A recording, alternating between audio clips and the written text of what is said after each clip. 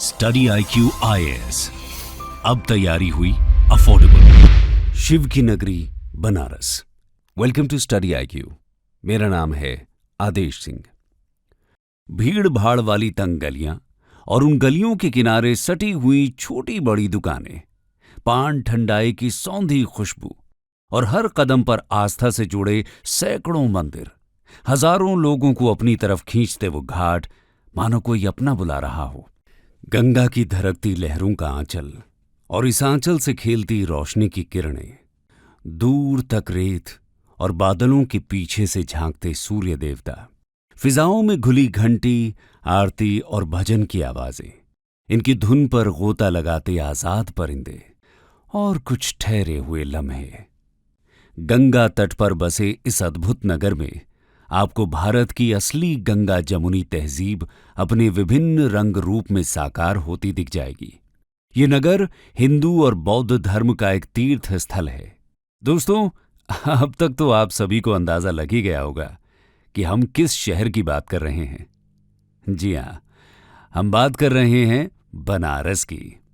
भोले की नगरी बनारस के बारे में सुनकर आपके मन में अनेकों सवाल आए होंगे, जैसे बनारस का इतिहास क्या है, हिंदू धर्म में बनारस और काशी विश्वनाथ मंदिर का क्या महत्व है, बनारस कैसे गंगा जमुनी तहजीब का पर्याय है, विश्व में बनारस किन चीजों के लिए प्रसिद्ध है।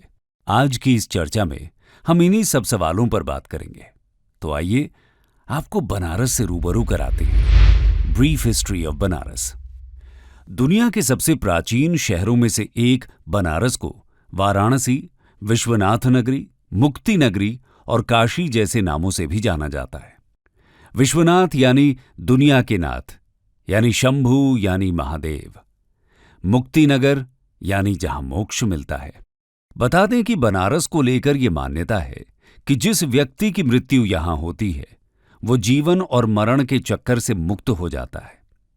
इन सब के अलावा इसे घाट नगर भी कहा जाता है, क्योंकि यहां लगभग 100 से ज्यादा घाट मौजूद हैं। वैसे तो ये नगर कितना प्राचीन है, इसके बारे में कोई ऑथेंटिक प्रमाण नहीं मिलता, लेकिन अमेरिकन ट्रैवलर या अमेरिकन ऑथर मार्क ट्वेन के शब्दों में कहें तो काशी इतिहास से भी पुराना है, परंपराओं यानी ट्रेडिशन से भी पुराना है, दंत कथाओं यानी लेजेंड से भी पुराना है, यानी सबसे प्राचीन है। जब भी हम काशी के इतिहास को जानने का प्रयास करते हैं तो इसके प्रमाण हमें वैदिक साहित्य की ओर ले जाते हैं। काशी शब्द का इस्तेमाल सबसे पहले अथर्ववेद में मिलता है। इसके अलावा कई पुराण जैसे शिव पुराण, ब्रह्म पुराण, अग्नि पुराण, मत्स्य पुराण, स्कंद पुराण में भी काशी शब्द का इस्तेमाल किया गया है। इसके साथ ही महाकाव्य महाभारत और रामायण में भी काशी का जिक्र है। रामायण में महाराज दशरथ की पत्नी और लक्ष्मण की माता सुमित्रा काशी राज्य की ही राजकुमारी थी। बता दें कि स्कंद पुराण के काशी खंड में लगभग 15,000 श्लोकों में काशी के विभिन्न तीर्थों के बारे में बताया गया है।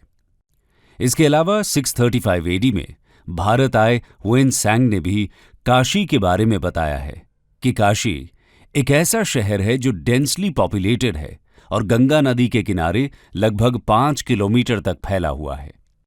बनारस मध्य गंगा घाट पर बसे पहले प्रमुख शहरों में से एक है। 2nd सेंचुरी से पहले बनारस वैदिक धर्म और दर्शन का केंद्र होने के साथ एक कमर्शियल और इंडस्ट्रियल सेंटर भी था, जो अपने मलमल, रेशम के कपड़े, इत्र, हाथी दांत के काम और मूर्ति कला के लिए प्रसिद्ध था।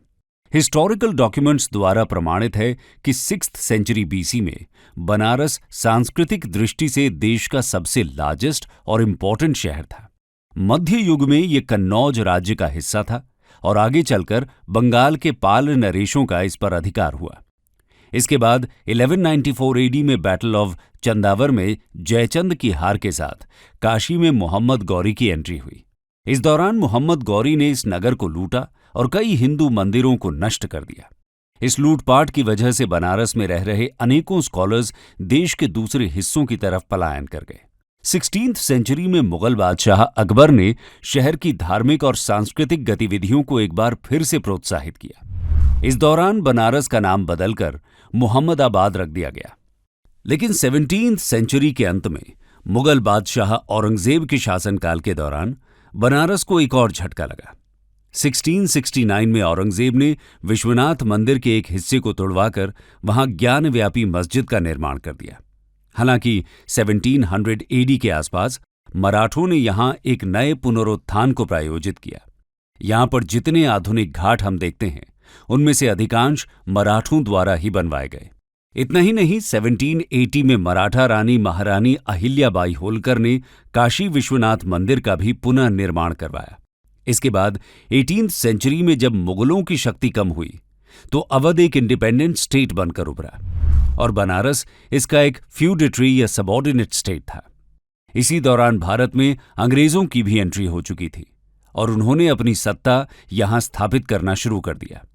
इसी क्रम में बैटल ऑफ बक्सर के बाद अवध के साथ 1765 में ट्रीटी ऑफ इलाहाबाद साइन की गई। उस समय चैत सिंह बनारस के राजा हुआ करते थे। 1775 में जब अवध के नवाब शुजाउद्दौला की मृत्यु हो जाती है तब उनके बेटे असफउद्दौला नवाब बनते हैं। British governor general Warren Hastings इस चेंज का फायदा उठाते हैं और नए नवाब को फोर्स करते हैं एक नई ट्रीटी साइन करने के लिए। इस ट्रीटी के अकॉर्डिंग बनारस कंपनी को ट्रांसफर कर दिया जाता है और चैत सिंह अब कंपनी के सबऑर्डिनेट बन जाते हैं। ट्रीटी में एक प्रोविजन यह भी था कि चैत सिंह कंपनी को 22 लाख रुपए एनुअली पे करेंगे और इसके अलावा उनके ऊपर और कोई डिमांड नहीं रखी जाएगी। उनको पीसफुली बनारस में रूल करने दिया जाएगा। लेकिन फाइनेंशियल स्ट्रिंजेंसी की वजह से वॉरेन हेस्टिंग्स इस प्रोविजन को वायलेट करते हैं और क्वेश्चनेबल डिमांड्स रखने लगते हैं। 1778 में वो चैत सिंह से एडिशनल 5 लाख रुपए डिमांड करते हैं एज अ वॉर लेवी। 1779 और 1780 में फिर से ये डिमांड रिपीट की जाती है। 1780 में राजा 2 लाख रुपए की ब्राइब वॉरेन हेस्टिंग्स को भेजते हैं जिससे अब आगे और कोई डिमांड न रखी जाए। लेकिन वॉरेन हेस्टिंग्स फिर भी एक्स्ट्रा सब्सिडी और 2000 कैवलरी कंटिंजेंट भेजने की डिमांड करते हैं। राजा वॉरेन हेस्टिंग्स को लेटर लिखकर माफी मांगते हैं कि वो ये डिमांड पूरी नहीं कर सकते। ऐसे में वॉरेन हेस्टिंग्स राजा चैत सिंह को पनिश करने का डिसीजन लेते हैं और उनके ऊपर 50 लाख का फाइन इंपोज कर देते हैं। वो खुद बनारस की तरफ प्रोसीड करते हैं। राजा उनसे बक्सर में आकर मिलते हैं और अपनी टर्बन उनके पैरों में रख देते हैं। लेकिन वॉरेन हेस्टिंग्स बनारस पहुंचने से पहले कोई भी डिस्कशन करने से मना कर देते हैं और बनारस पहुंचने पर वो चैत सिंह को अरेस्ट करवा लेते हैं। चैत सिंह के सोल्जर्स अपने राजा का अपमान देखने पर ब्रिटिशर्स के खिलाफ विद्रोह कर देते हैं, लेकिन उनके रिबेलियन को इजीली सप्रेस कर दिया जाता है। चैत सिंह के माइनर नेफ्यू महीप नारायण को 22 लाख की जगह 40 लाख के एनुअल पेमेंट के बदले में राजा बना दिया जाता है और इस तरह बनारस के राजा अब सिर्फ कंपनी के पेंशनर बनकर रह जाते हैं। ये तो बात हुई बनारस के इतिहास की। अब चर्चा करते हैं हिंदू धर्म और बनारस के अटूट रिश्ते की। Hindu religion and Banaras. दोस्तों, बनारस एक ऐसी जगह है जहां की सुबह का असर भौतिक, मानसिक और आध्यात्मिक इन तीनों स्तर पर महसूस किया जा सकता है। भोले की ये नगरी उतनी ही फक्कड़ है जितने फक्कड़ खुद शंभुनाथ। बनारस को मीडिया और फिल्मों में भी इन्हीं तस्वीरों के साथ दिखाया जाता है। लेकिन यह बनारस का सिर्फ एक पहलू है। बनारस इसके परे भी है। आम जनमानस में हिंदुओं के सबसे पवित्र शहर के तौर पर इसे जाना जाता है। मध्यकाल में बनारस आने वाले तमाम यात्रियों ने तो इसे हिंदुओं के काबा के तौर पर डिस्क्राइब किया है।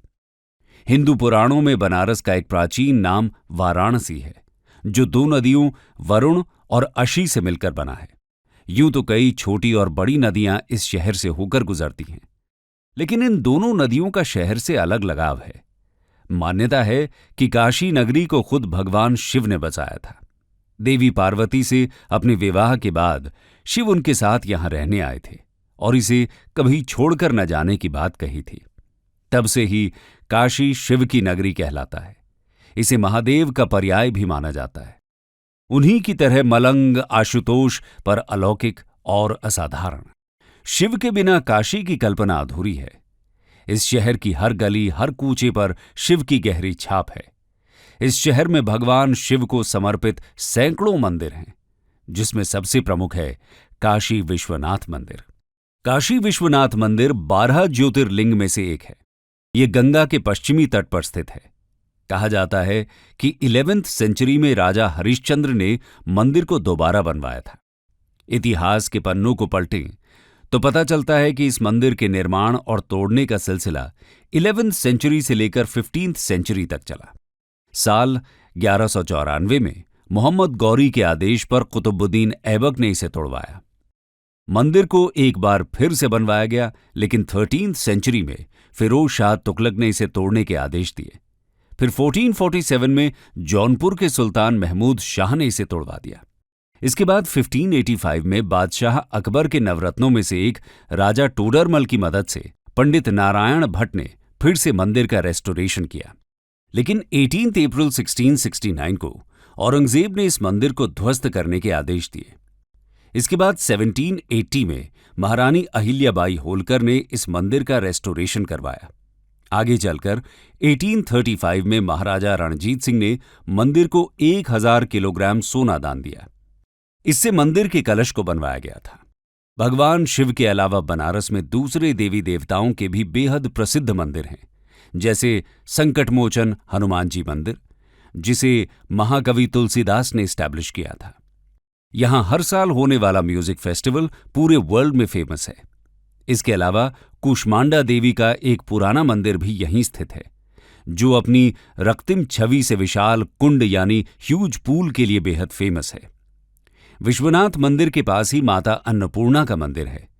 ये मंदिर दुनिया का इकलौता ऐसा मंदिर है जहां भक्तों को प्रसाद भगवान का भोग लगाने से पहले दे दिया जाता है। जीवन की भागम भाग में बनारस का एक दूसरा सत्य है, मृत्यु। यहां मृत्यु को जीवन के अंत की तरह नहीं, बल्कि जीवन का ही एक पार्ट माना जाता है। हिंदू मान्यता के अनुसार काशी मोक्ष की नगरी है। मणिकर्णिका घाट पर दिन रात मृतकों का अंतिम संस्कार होता है। यहां चिता की अग्नि कभी शांत नहीं होती। इसीलिए प्राचीन काल से ही देश भर से लोग जीवन की सारी जिम्मेदारी पूरी कर अपने आखिरी पलों में यहां मोक्ष प्राप्त करने आते हैं। मथुरा, वृंदावन और हरिद्वार की तरह यहां भी आपको हर घर में एक प्राचीन मंदिर मिल जाएगा। कहते तो ये भी हैं कि काशी के हर कंकड़ में शिव का वास है। हिंदू धर्म और बनारस के कनेक्शन को तो हमने समझ लिया, लेकिन बनारस की खासियत तो और ही कहीं छिपी है। तो आइए जानते हैं बनारस क्यों खास है। What makes Banaras special? दोस्तों, गंगा तट पर बसे इस नगर में भारत की असली गंगा जमुनी तहजीब अपने विभिन्न रूप में साकार होती दिखती है। यहां मौजूद 100 से ज्यादा पक्के घाट पूरी नगरी को धनुष्कार स्वरूप देते हैं। यहां घाटों के किनारे बसे प्राचीन महल और उसमें रहने वाले लोगों का अलग अंदाज है, जिसके हर जर्रे में झलकती है हमारी संस्कृति और रिवाज। 6th सेंचुरी में भगवान बुद्ध ने अपना पहला उपदेश यहीं बनारस के पास सारनाथ में ही दिया था। अपने 5 भिक्षुओं के साथ यहीं पर उन्होंने बौद्ध संघ की स्थापना की। ऐसे में अगर हम ये कहें कि बुद्धिज्म की शुरुआत इसी नगर से हुई, तो इसमें कोई अतिशयोक्ति नहीं होगी। बुद्धिज्म के अलावा काशी जैन धर्म का भी एक मुख्य तीर्थ स्थल है। जैन धर्म में टोटल 24 तीर्थंकर हुए, जिनमें से 7th तीर्थंकर सुपर्श्वनाथ, 8th तीर्थंकर चंद्रप्रभु, 11th तीर्थंकर श्रेयांसनाथ और 23rd तीर्थंकर पार्श्वनाथ का जन्म वाराणसी में ही माना जाता है।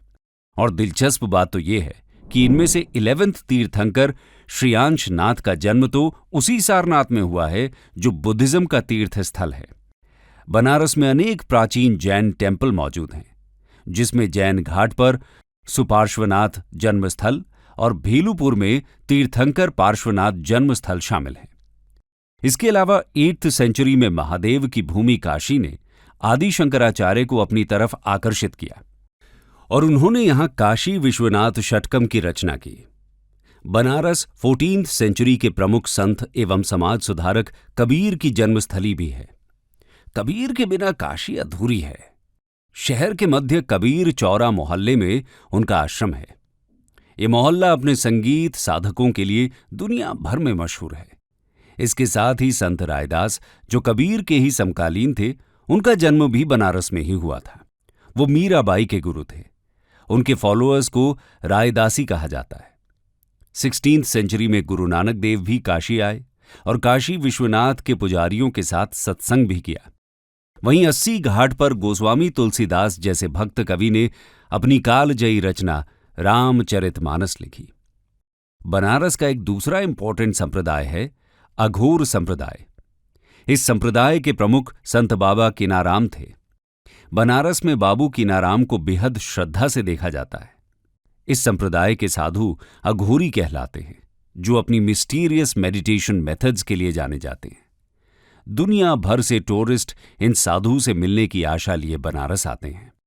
बनारस सिर्फ इतना भर नहीं है।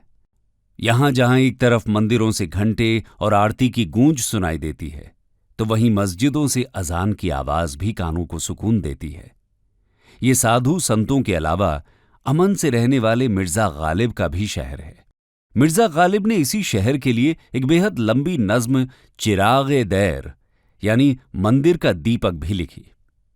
यही वो शहर है जहां महान शहनाई वादक भारत रत्न उस्ताद बिस्मिल्लाह खान बालाजी मंदिर में बैठकर अपनी संगीत साधना का रियाज किया करते थे।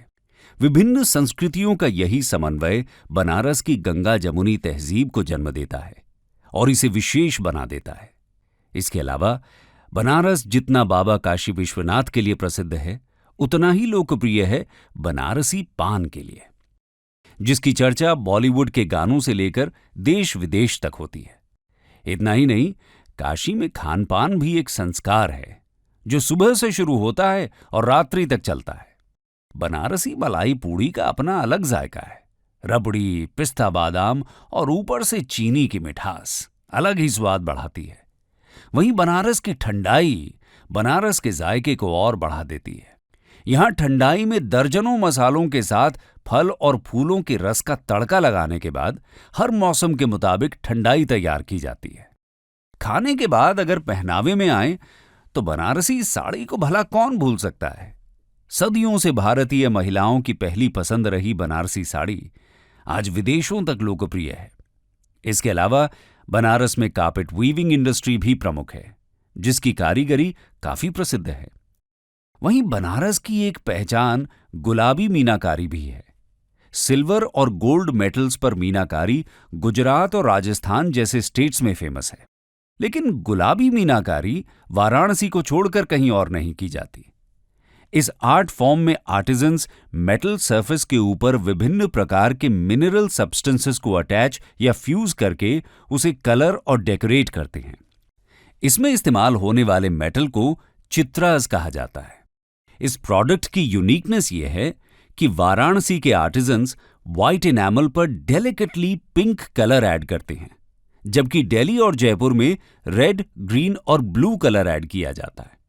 इस तरह अपनी अनूठी संस्कृति, खान पान और कई यूनिक प्रोडक्ट्स के साथ बनारस पूरे देश में एक अलग पहचान बनाता है। कंक्लूजन।